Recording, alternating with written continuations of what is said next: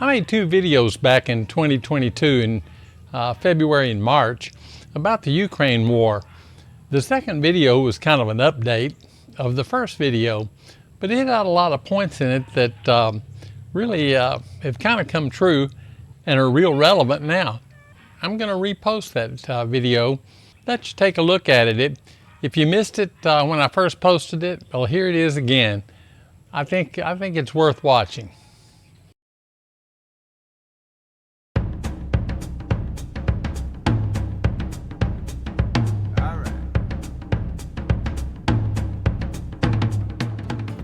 Hey, today I'm making an update on a video that I shot and released on February 26th about the war between Russia and Ukraine. A lot's happened since that video, and a lot of it happened because of exactly what I said would happen in that video, and that's that alliances can cause wars to get bigger.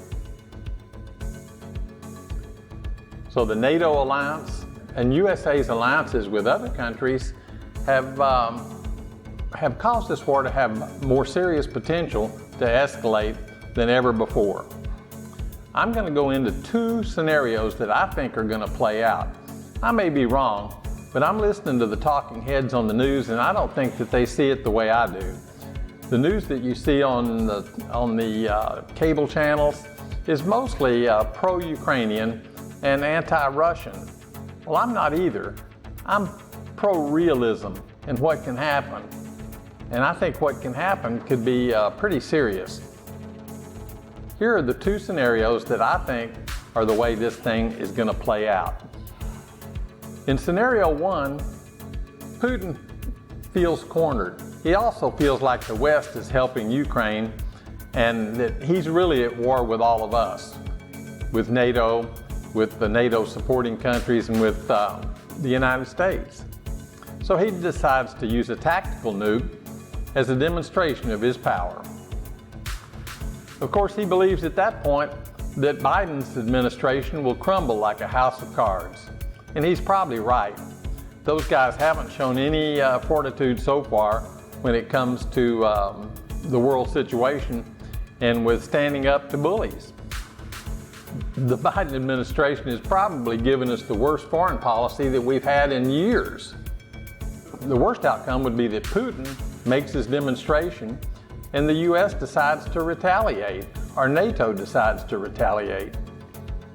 In that case, you're going to see World War III, a nuclear exchange. No one wins in a nuclear exchange. Everybody loses. When you retaliate, you're usually retaliating from a pile of rubble, and that was your country. And don't think that for some reason Russia wouldn't hit our homeland. Of course they would. They'd nuke us in a heartbeat if they thought it was going to serve their interests in taking over the countries that they want to occupy in Western Europe. The problem with scenario one, the U.S. wouldn't retaliate and Russia would take over Ukraine after their demonstration of their nuclear power with their tactical nuke. The USA and NATO backs down. That would be pretty much the end of this conflict. Okay, let's look at the second scenario. In the second scenario, negotiations prove successful. Ukraine and Russia decide to stop hostilities and back off. Well, Russia will take the land that they want, and Ukraine will be left with a country that's basically rubble now, and with half their population out as refugees in other countries, and no place to come home to. The West, of course, would be left with the cost of helping Ukraine rebuild, because there's nothing there for them to support themselves with.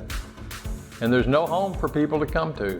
So, what are we going to do? We're going to absorb the refugees and we're going to help Ukraine rebuild. And that's going to be a really costly thing for the West.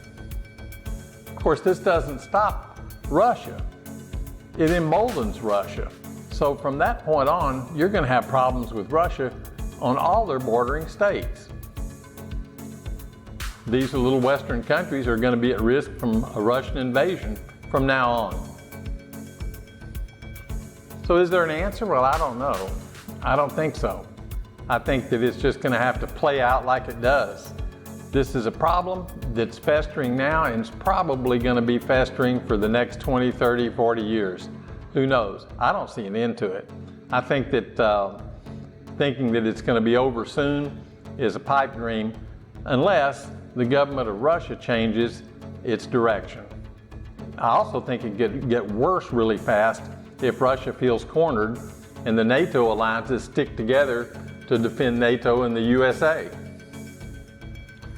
Well, bottom line, should you be afraid?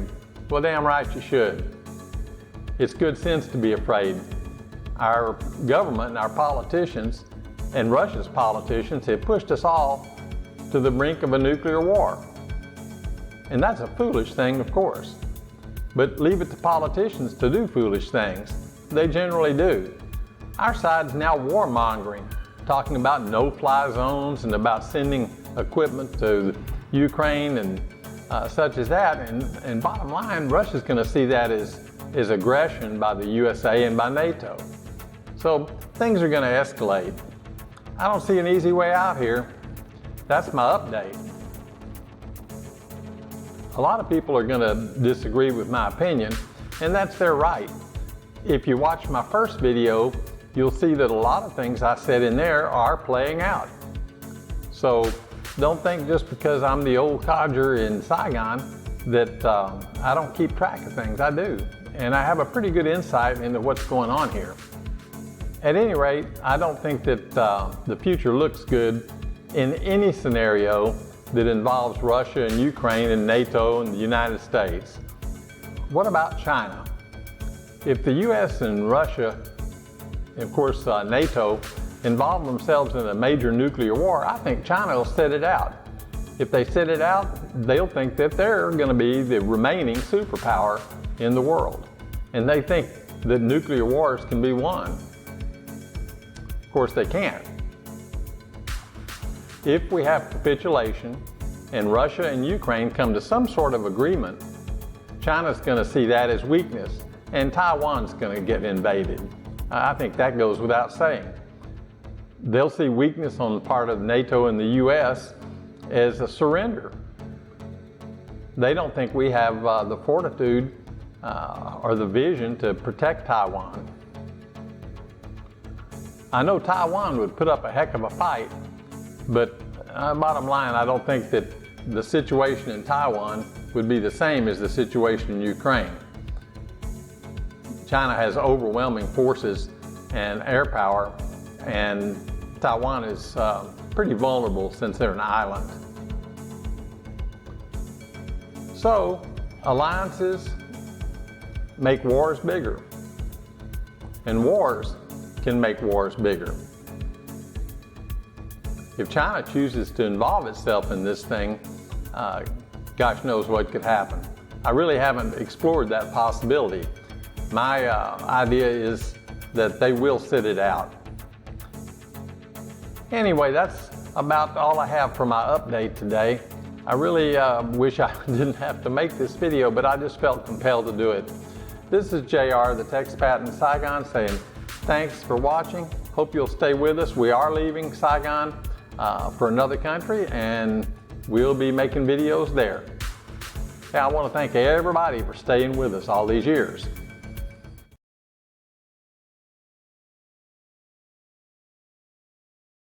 Well, when I first made this video, I had no idea that things would turn out like they did in Ukraine. I was kind of surprised. A lot of things that I said have come true, especially about alliances, things like that. I was surprised a little bit by the Wagner group, but you know, it's hard to get too surprised about some group of mercenaries that were infighting with the Russians. So I don't think that's a big issue. I really don't think that the Wagner group's going to be a big influence. They don't have air power. Their ground forces may not be the best or the best prepared. We'll see what happens with them. The main thing that interested me were how the situation with alliances is turning out. I do think it merits a lot of looking. It also makes you wonder why we're in it. I don't think the U.S. has much business over there. We're not defending our border at the south, or we're definitely not going to be able to defend their borders too. I certainly don't think it's a good idea for us to be involved in the Ukraine and Russian situation. I never thought it was a good idea, and I've always thought that the outcomes can only be bad. If we'd pay more attention to our southern border, I think we'd certainly be a lot better off. The war in Ukraine is not going to affect us much here, but this march across the border by South America is really a problem, and it's the one we need to be watching and solving, and it's the one that our government has just let go of. They don't do anything with it, and it's unbelievable. I mean, it really is. I just frankly couldn't imagine something like this happening. It defies all logic. But so far, old Biden has defied all logic. I didn't like the last guy so much either. I thought he was a tweethead, but sometimes his policies made a lot more sense than this new guy. And I hope that he's not the next guy. This is JR, the TextPad OTG, saying thanks for watching.